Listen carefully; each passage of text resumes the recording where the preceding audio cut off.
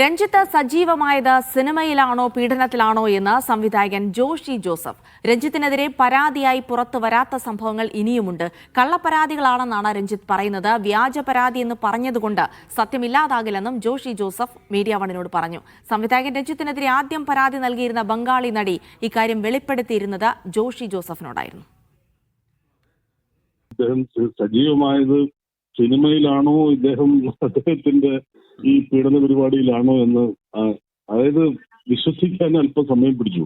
ഒരു സംഗതിയാണ് എങ്കിൽ നമുക്ക് സംശയിക്കാം. ഒന്നല്ലല്ലോ, എത്രയോ ഇങ്ങനെ വന്നുകൊണ്ടിരിക്കുന്നു. അതുകൂടാതെ ഇതെല്ലാം പുറത്തു വന്ന കാര്യങ്ങളാണ്. ഇദ്ദേഹം ഇപ്പൊ പറയുന്നത് കള്ളപ്പരാതിയാണ് എന്ന് കരുതുന്ന മനുഷ്യർക്ക്, എല്ലാ മനുഷ്യർക്കും ഇതിങ്ങനെ ഇദ്ദേഹത്തിനെതിരെ കള്ളപ്പരാതി കൊടുക്കാനായിട്ട് ഇങ്ങനെ തിരിഞ്ഞിടങ്ങുകയാണ്. അതുകൂടാതെ അന്ന് അദ്ദേഹം പറഞ്ഞുകൊണ്ടിരുന്ന ഒരു കാര്യം ഗൂഢാലോചനയുടെ ഭാഗമാണെന്നാണ്. ഇങ്ങനെ കുറെ ഗൂഢാലോചന കഥകളും എനിക്കെതിരെയുള്ള കള്ളപ്പരാതി എന്നൊക്കെ പറഞ്ഞുകൊണ്ട് സത്യമില്ലാതായില്ല.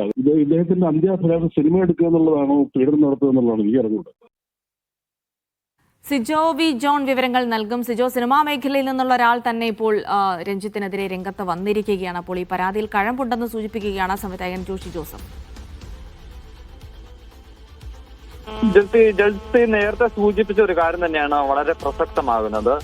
ഈ സംവിധായകൻ രഞ്ജിത്തിനെതിരെ ഇതിനു മുമ്പ് 2 പരാതികൾ വന്നിട്ടുണ്ട്. അതിൽ ആദ്യം പരാതി നൽകിയിട്ടുള്ള ബംഗാളിൽ നിന്നുള്ള ചലച്ചിത്ര പ്രവർത്തക, അവർക്ക് അത്തരത്തിലൊരു ദുരനുഭവം ഉണ്ടാകുന്ന സമയത്ത് സംവിധായകൻ ജോഷി ജോസഫിനെയാണ് സമീപിക്കുന്നത്.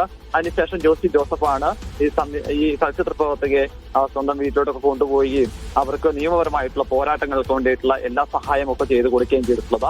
ആ ഒരു പശ്ചാത്തലത്തിൽ കൂടിയാണ് ഞാൻ ഇന്ന് ജോഷി ജോസഫിനോട് സംസാരിക്കുന്നത്. അപ്പോൾ അദ്ദേഹം പറയുന്നൊരു കാര്യം, ഈ കിഡ്നി ട്രാൻസ്പ്ലാന്റേഷനൊക്കെ ശേഷം ഇത്തരത്തിൽ രഞ്ജിത്ത് സിനിമയിലേക്ക് തിരികെ വന്നത് സന്തോഷമുണ്ടാക്കുന്ന കാര്യമാണ്. പക്ഷേ ഇത്തരത്തിലുള്ള വാർത്തകൾ, വിവരങ്ങളൊക്കെ പുറത്തു വരുമ്പോൾ അദ്ദേഹം സിനിമയിലാണോ അതോ പീഡനത്തിലാണോ സജീവമായിരിക്കുന്നത് എന്നുള്ളൊരു സംശയമാണ് അദ്ദേഹം പറയുന്നത്. അതോടൊപ്പം തന്നെ ഈ പരാതി പുറത്തു വന്നതിന് പിന്നാലെ ഇപ്പോൾ ഇതൊരു കള്ളപ്പരാതിയാണെന്നുള്ള ഒരു ആരോപണം അദ്ദേഹം ഉന്നയിക്കുകയും ചെയ്യുന്നുണ്ട്. ഇങ്ങനെ കള്ളപ്പരാതിയാണെന്നൊക്കെ പറഞ്ഞാൽ സത്യം മൂടിവെക്കാൻ പറ്റത്തില്ല എന്നുള്ളൊരു കാര്യം പറയുകയും ചെയ്യുന്നു. മറ്റൊരു ഗുരുതരമായ ആരോപണം അദ്ദേഹം പറയുന്നൊരു കാര്യം, ഇത് 1 2 നിരവധി പരാതികൾ രഞ്ജിത്തിനെതിരെയുണ്ട്. ഇനിയും പുറത്തു വരാനിരിക്കാനുള്ള ധാരാളം പരാതികൾ നിലനിൽക്കുകയും ചെയ്യുന്നുണ്ടെന്നുള്ള കാര്യമാണ് വ്യക്തമാക്കുകയും ചെയ്തിരിക്കുന്നത്.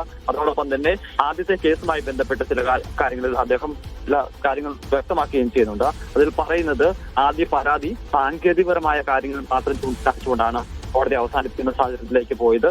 അദ്ദേഹത്തിനെതിരെ അവർക്കെതിരെ ചുമത്തിയിരുന്ന വകുപ്പുകൾ പ്രകാരം ആ കേസ് നിലനിൽക്കണമെന്നുണ്ടെങ്കിൽ അതിൽ ആ പരാതി ഇൻസിഡന്റ് ഉണ്ടായി 2 വർഷത്തിനുള്ളിൽ പരാതി നൽകണമെന്നായിരുന്നു. പക്ഷെ ആ കാലാവധി കഴിഞ്ഞതിനാണ് ആ സാങ്കേതിക പ്രശ്നം ചൂണ്ടിക്കാണിച്ചുകൊണ്ട് അന്ന് ആ കേസ് അവസാനിപ്പിക്കുന്ന സാഹചര്യത്തിലേക്ക് പോയത്. പിന്നീട് തുടർ നിയമ പോരാട്ടങ്ങളിലേക്ക് ചലച്ചിത്ര പ്രവർത്തക കടക്കുകയും ചെയ്തിരുന്നില്ല. പക്ഷേ സത്യം ഇല്ലാതാകില്ല എന്നൊരു കാര്യമാണ് ഇപ്പോൾ ജോഷി ജോസഫ് വ്യക്തമാക്കുകയും ചെയ്യുന്നത്. ശരി.